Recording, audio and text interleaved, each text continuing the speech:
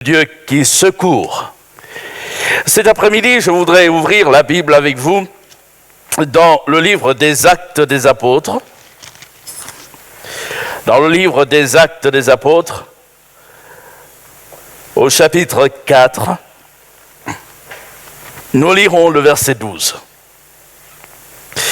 Actes des Apôtres, chapitre 4, verset 12.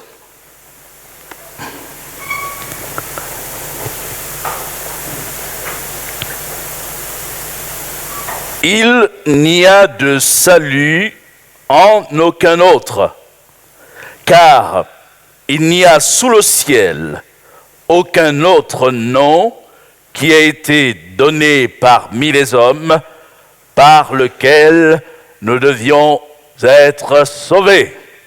Gloire à Dieu. Il n'y a de salut en aucun autre. C'est le témoignage rendu par un des apôtres de Jésus, nommé Pierre, et il va proclamer en la personne de Jésus le seul sauveur. Et cet après-midi, je voudrais parler justement du nom qui sauve. Jésus, le nom qui sauve. Il y a dans certaines civilisations, le fait que lorsqu'on donne un nom à quelqu'un, c'est tout un message qui est transmis. Et ainsi, dans certaines civilisations, le nom a une signification importante. Et c'est vrai aussi que le nom qu'on doit porter toute une vie, quand même, va forcément s'identifier, ou plutôt la personne va être identifiée à ce nom. Il y a au milieu de nous, ou plutôt dans notre société, parfois des noms qui font un peu sourire. Je ne parlerai pas du mien. Mais il y a quelques années, j'ai un collègue pasteur qui est venu me voir en me disant « Mais tu sais, j'ai vécu quelque chose d'absolument inouï.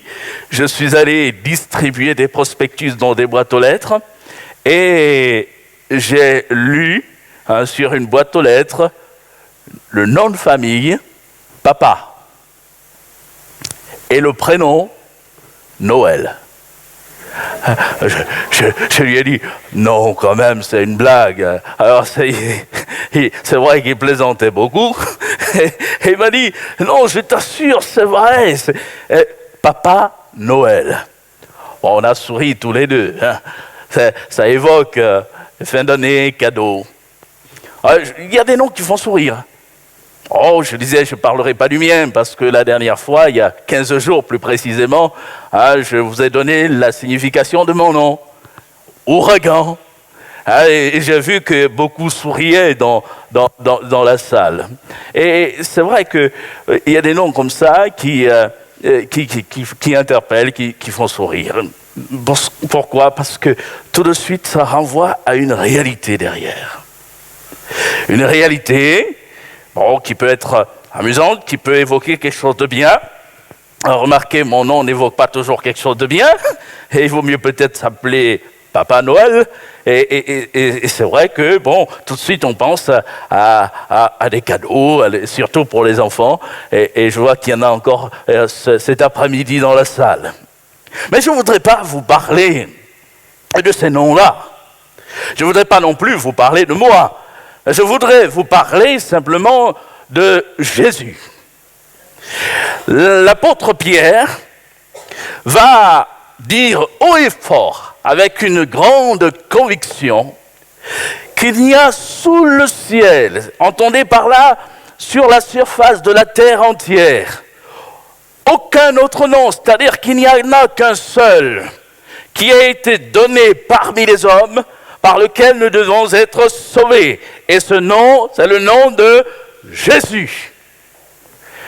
Et c'est vrai que quand nous lisons attentivement l'Écriture, nous nous apercevons que le choix du nom de Jésus, il ne relève pas d'un homme.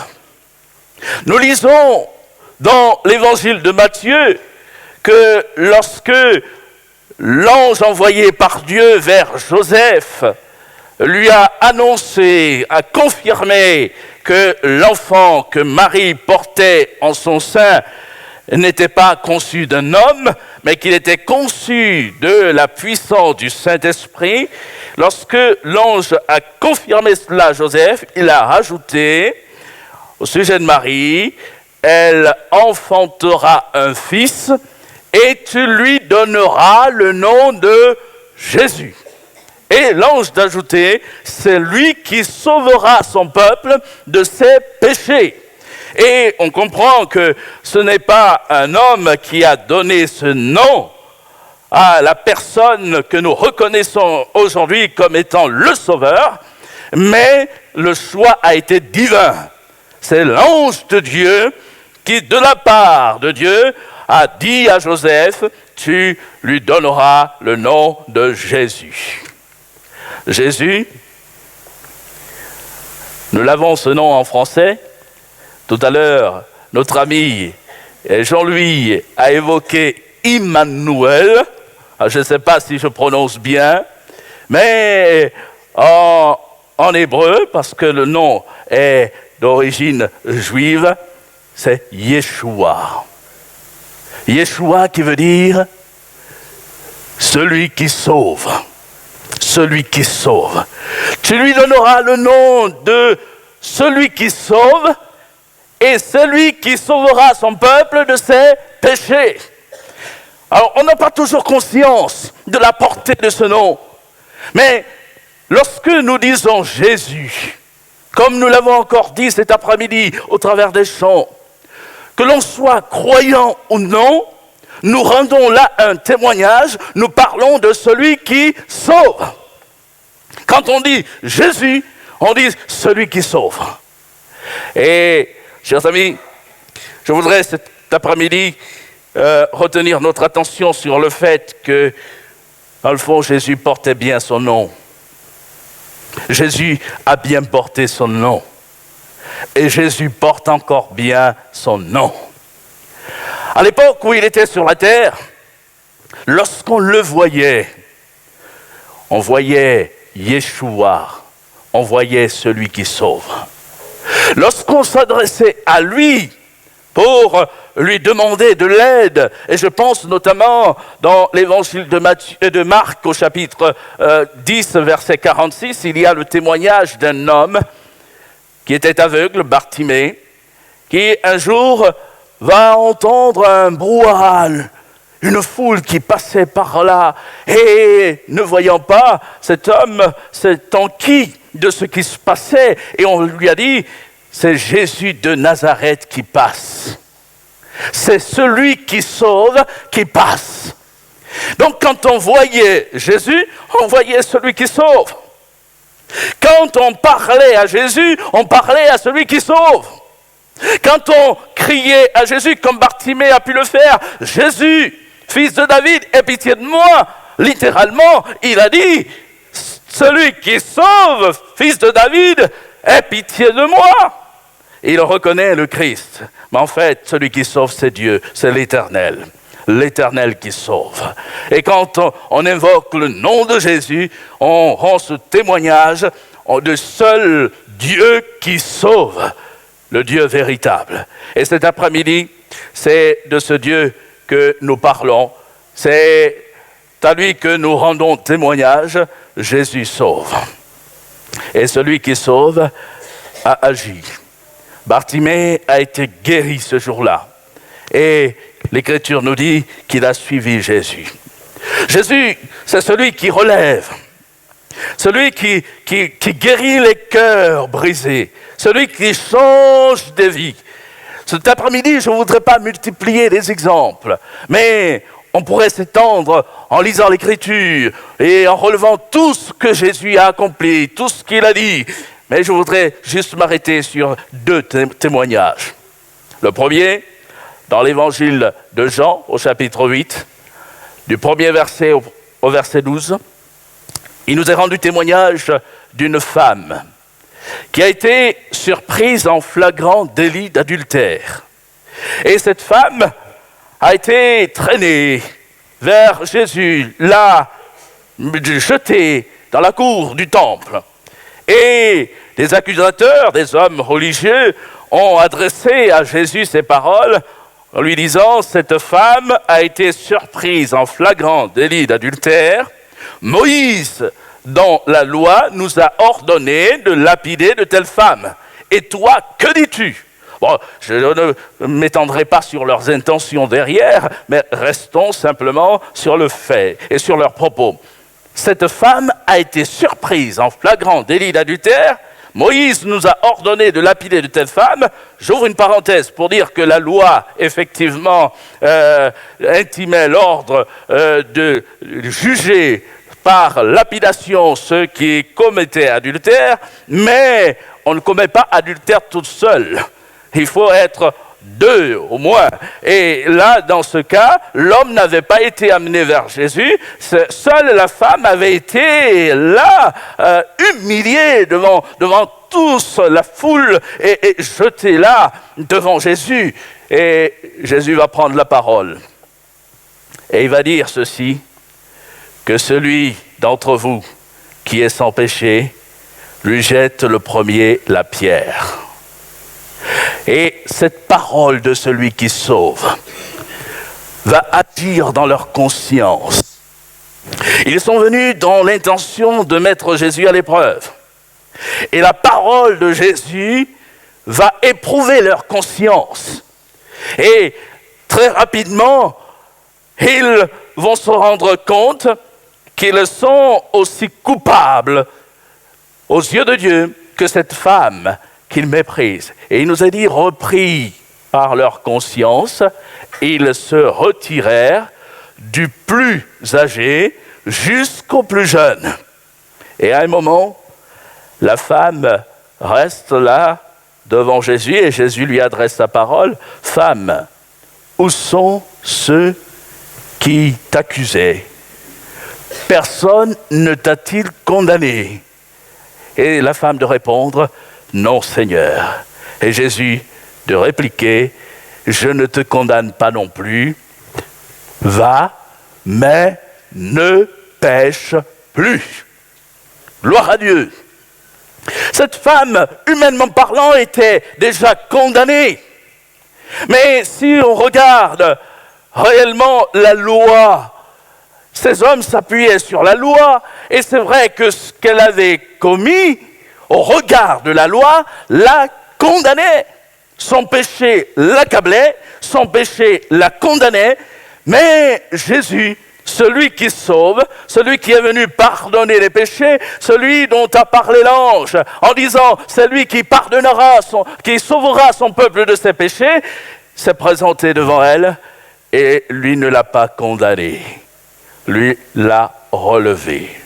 Et il n'a pas excusé son acte, mais il a pardonné. Je ne te condamne pas non plus, mais va, mais ne pêche plus. Et cet après-midi, je voudrais insister sur ce fait. Il y en a qui se jugent souvent trop souillés pour s'approcher de Dieu. J'en ai trop fait. Le Dieu qui est saint ne peut pas m'accueillir. Et on se laisse là comme dévoré par encore le poids de sa culpabilité et accablé là par ce qu'on a pu commettre. Mais Jésus est celui qui sauve. Il n'est pas venu accabler le pécheur, il est venu l'amener à réaliser son péché, qu'il en prenne conscience, mais aussi qu'il demande pardon et qu'il soit là témoin de la grâce de Dieu dans sa vie. Comme cette femme, elle a été là témoin et participante de la grâce de Dieu. Elle est rentrée dans la grâce que Jésus lui a offerte.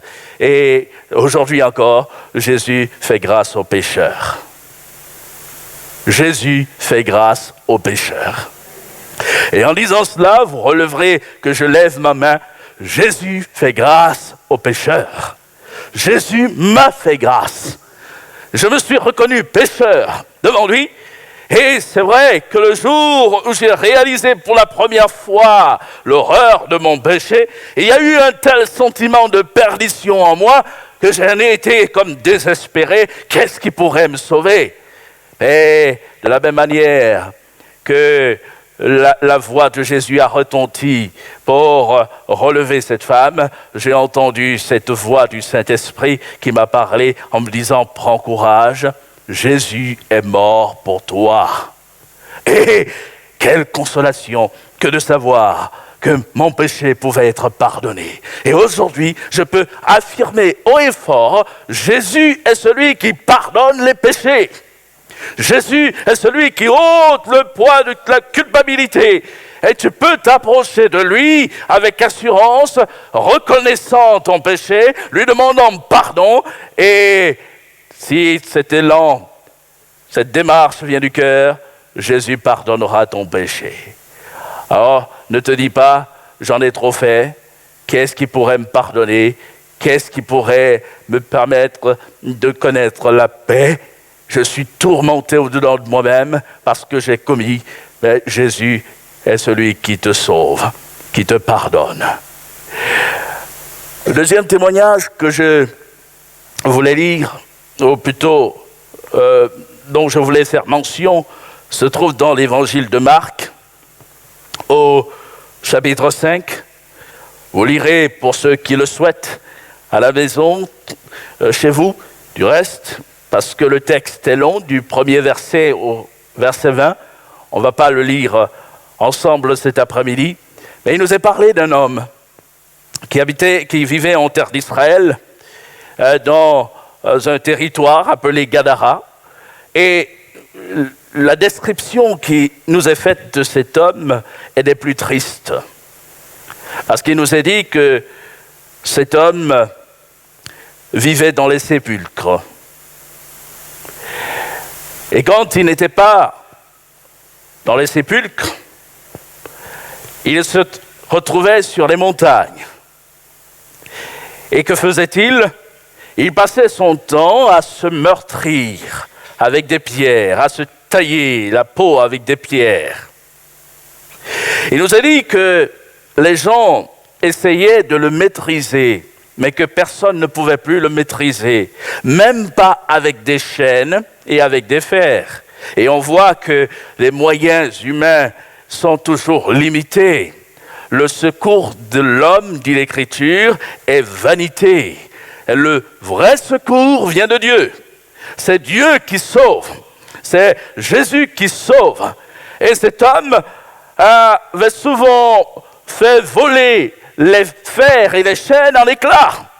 On l'avait retenu comme pour le faire asseoir, pour le maîtriser, mais par une force surnaturelle, en fait démoniaque, parce qu'il y avait en lui plusieurs démons, et il faisait voler les fers en éclats. Mais un jour, Jésus est venu dans le territoire de Gadara. Celui qui sauve a foulé le sol de ce territoire. Et là, il s'est passé quelque chose. Cet homme que personne ne pouvait vraiment aider a couru vers Jésus. Et je passe là les détails, vous lirez le texte. Jésus a prononcé une parole d'autorité. Les démons sont sortis de lui. Il a été complètement libéré. C'est Jésus qui sauve. Le bruit a couru. Parce qu'il y avait des hommes présents, des témoins. Ils ont rapporté la nouvelle autour d'eux. Et les gens sont venus voir ce qui se passait dans cet endroit. Et il nous a dit que lorsque les gens sont venus voir, ils ont trouvé cet homme assis, vêtu et dans son bon sens. Assis, vêtu et dans son bon sens. Et je vais insister sur ces trois mots. Assis. Nous avons dit tout à l'heure que personne ne pouvait plus maîtriser cet homme. Les gens avaient essayé par des chaînes, par des fers, de le faire asseoir pour qu'il se pose. Mais non, personne ne pouvait plus l'amener à être posé. Mais quand il a rencontré celui qui sauve, cet homme s'est assis. Et chers amis, je voudrais retenir là l'action du Seigneur, l'action de Jésus. Celui qui sauve nous amène à nous poser. Et il y a des vies qui sont là comme déboussolées. On a perdu tout repère, toute orientation. Et la vie est comme un échec. Et comment trouver la paix? Comment trouver la quiétude? Ben, il n'y a qu'une réponse. C'est Jésus qui apporte la paix. Et c'est vrai que lorsqu'on a rencontré Jésus, on peut se poser, analyser les choses avec beaucoup de calme, de sérieux, mais aussi d'honnêteté. Cet homme s'est retrouvé assis. Une vie posée, une vie assise, une vie qui a enfin un sens. Ce que les autres, ses compatriotes, ses amis autour n'ont pu réaliser, Jésus l'a réalisé dans sa vie. Et, chers amis, quand il s'agit des problèmes profonds des hommes, il n'y a qu'une seule personne, Jésus, qui puisse véritablement intervenir et changer complètement notre vie. Il sera dit que cet homme sera vêtu. On entend par là qu'il ne supportait plus le moindre vêtement sur lui. Et on comprend aussi qu'il était exposé à la honte. Et chers amis, voilà ce que Jésus a fait par son action. Cet homme qui ne supportait plus le moindre vêtement sur lui a enfin supporté un vêtement. Sa honte a été couverte. Et voilà ce que Jésus veut faire aussi dans notre cœur. L'Évangile vient ôter la honte de notre péché et l'Évangile nous permet enfin d'avoir une dignité au regard de Dieu, mais aussi au regard de nos semblables. Et j'ai connu des gens qui, par leur vie, je pense notamment à un homme dans ma ville natale, par son passé méprisable, du fait qu'il s'adonnait à l'alcool et il dormait dans les caniveaux, il dilapidait son argent, tout son salaire en l'espace de quelques jours. Sa femme, ses enfants étaient en proie à la fin et devait contracter des dettes parce que il était pris, il était captif. Mais cet homme a entendu l'évangile de celui qui sauve, l'évangile de Jésus. Et sa vie a été transformée.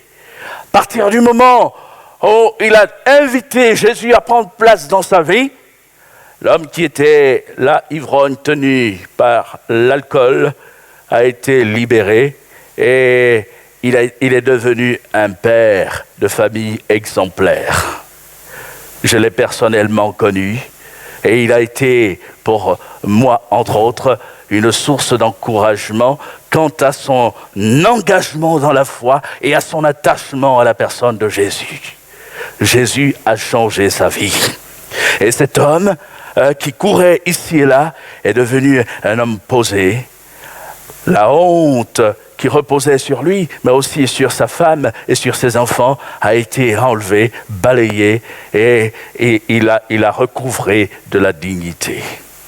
Et le Seigneur veut couvrir la honte, en ôter la honte de notre péché et nous permettre de nous tenir devant Dieu en toute assurance et pouvoir ainsi avoir une relation d'amour avec lui, avoir ainsi aussi aux yeux de nos semblables du respect, de la dignité.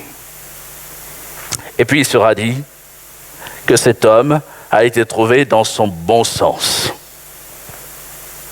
Il était complètement fou. Mais quand il a rencontré Jésus, et que ces esprits qui le rendaient fou ont été chassés de sa vie, cet homme a recouvré le bon sens. Et je voudrais ici balayer toutes les peurs, les hésitations qui peuvent envahir les cœurs lorsqu'on parle de l'évangile. On entend souvent des gens qui disent « Oh, je ne vais pas aller dans cet endroit, à l'église, ouh là là là là !» Et il y en a qui disent « Mais ce sont des fous !» Non, chers amis, l'évangile ne nous rend pas fous. Mais bien au contraire, l'évangile nous donne d'apprécier la vie avec du bon sens. Jésus ne nous rend pas fous, nous ne sommes pas des fous, mais nous sommes simplement des gens qui vivons notre foi et dont les vies ont été complètement transformées par l'évangile de Jésus-Christ. Et les craintes peuvent ainsi être balayées, chassées, et personnellement, je puis vous dire que ma vie n'a jamais été aussi posée et on ne m'a jamais autant demandé conseil que depuis le moment où j'ai choisi de faire de Jésus-Christ mon sauveur. Jésus, le Dieu qui sauve. Et il est au milieu de nous cet après-midi. Il a manifesté sa bonté envers cette femme. Il a manifesté sa bonté envers cet homme, tenu par la puissance de l'ennemi, du diable, parce qu'il existe. Mais Jésus, le Fils de Dieu, est venu afin de détruire les œuvres du diable et de changer la vie de quiconque se tourne vers lui. Et je voudrais dire qu'aujourd'hui encore, Jésus est bel et bien celui qui sauve. Et vous pouvez le rencontrer aujourd'hui. Ce qu'il a fait hier, il le fait encore aujourd'hui. Jésus-Christ est le même, hier, aujourd'hui, éternellement. Et nous vous invitons, chers amis, à vous tourner vers Jésus. Je ne pourrais pas terminer mon propos sans évoquer l'expérience vécue par une jeune fille, il y a 7 ans de cela, qui est venue un jour dans une réunion comme celle-ci. Et puis, à la fin de la réunion, elle s'est retrouvée avec 2 autres amis à demander un entretien avec le pasteur. Et vous l'avez devant vous. Et ces jeunes filles ont exprimé ceci. Pasteur, nous voulons vraiment vous voir parce que notre ami a un problème. Et en me retournant, je me suis aperçu que cette jeune fille ne pouvait pas tenir, elle tremblait tout le long de son corps, elle était là, tremblante. Et elles m'ont dit, vous voyez, ça lui arrive à chaque fois qu'elle rentre dans une église. Et aujourd'hui, c'est vraiment plus que d'habitude. Alors je les ai reçus dans un bureau pour un entretien, et en parlant avec elles, je me suis aperçu qu'il y avait quelque chose de spirituel derrière. Et je lui ai dit, si tu veux être délivré, il faut que tu invites Jésus à rentrer dans ta vie. Est-ce que tu connais Jésus? Elle m'a répondu, à chaque fois que j'entends son nom, je ne suis pas bien. Et j'ai dit, il va falloir maintenant que tu prennes position pour recevoir Jésus dans ta vie. Elle m'a dit, oh d'accord, s'il le faut, j'accepterai Jésus. J'ai dit non, il ne s'agit pas de dire j'accepterai Jésus.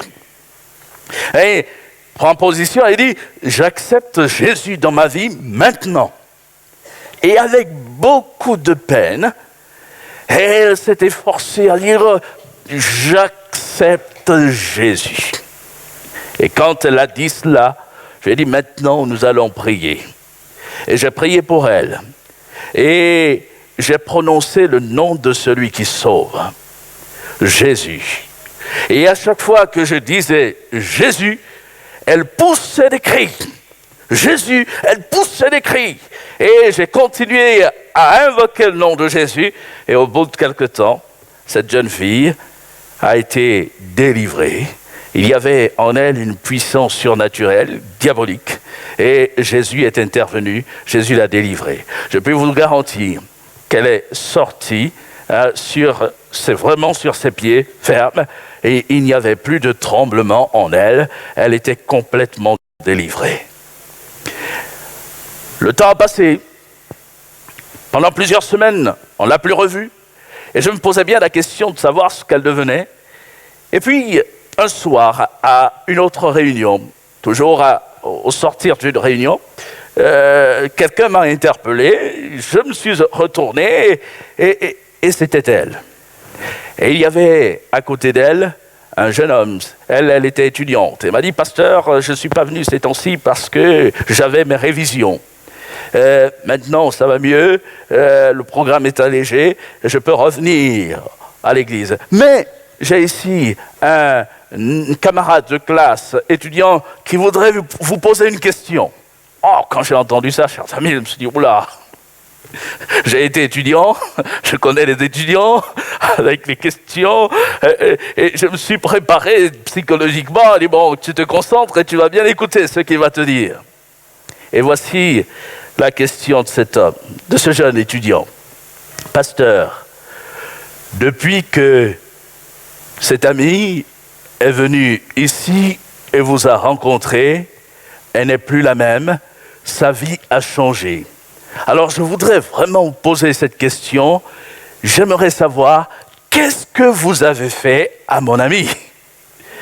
Oh, une telle question, vous devinez, elle m'a rempli de joie. Et je lui ai expliqué simplement que je n'avais pas un pouvoir particulier. Je lui ai dit, ce qui s'est passé, c'est que votre ami est venu ici et que le jour où on s'est vu, elle a invité Jésus à prendre place dans sa vie. Elle a accepté Jésus dans son cœur. Et Jésus a fait une œuvre dans sa vie. Ainsi, s'il y a un changement en elle, ce n'est pas moi qui suis l'auteur de ce changement, c'est Jésus qui a changé sa vie. Et chers amis, Jésus est le sauveur qui sauve. Celui qui sauve, il est celui qui change de vie, il est celui qui pardonne les péchés, mais il est celui qui a tout pouvoir. Il brise des chaînes, on peut se sentir comme lié, comme captif. Jésus est celui qui délivre. Et cet après-midi, Jésus est au milieu de nous. Parce que le texte que nous avons lu en introduction dit ceci, il n'y a sous le ciel aucun autre nom qui ait été donné parmi les hommes. Les témoignages que nous avons lus nous rapportent des faits qui se sont produits en terre d'Israël il y a plus de 2000 ans. Et l'histoire, le témoignage que je viens de vous rendre s'est produit à Montpellier, ici en France. Il n'y a sous le ciel aucun autre nom qui a été donné parmi les hommes par lequel nous devions être sauvés. Le nom de Jésus était efficace, sa personne pouvait agir dans des vies. En Israël, il y a 2000 ans, et aujourd'hui encore en France, Jésus agit. Il sauve, il pardonne, il change de vie. Et nous vous invitons cet après-midi à vous tourner vers Jésus. Venez tel que vous êtes. En entendant l'évangile de Jésus-Christ, recevez-le comme votre sauveur et reconnaissez que vous avez besoin de lui, car en réalité, nous avons tous besoin de Jésus. Oh, nous ne sommes pas tous là sous l'influence de mauvais esprits, comme l'était cette jeune fille, comme l'était cet homme au pays de Gadara. Mais une chose est certaine, la Bible nous dit, tous ont péché et sont privés de la gloire de Dieu. Nous sommes tous pécheurs. Et de la même manière que cette femme adultère avait besoin de Jésus pour être pardonnée de son péché, de même tous nous avons besoin de Jésus. Et nous pouvons nous tourner vers lui. Et cet après-midi, celui qui sauve veut encore pardonner. Il veut pardonner ton péché, il veut changer ta vie. Nous allons courber notre front et nous allons simplement invoquer, nous recueillir, invoquer Jésus et le prier. Alors, nous pouvons nous approcher de lui simplement et celui qui sauve agira encore dans nos vies. Je voudrais, alors que l'Église prie, les croyants prient, je voudrais prier avec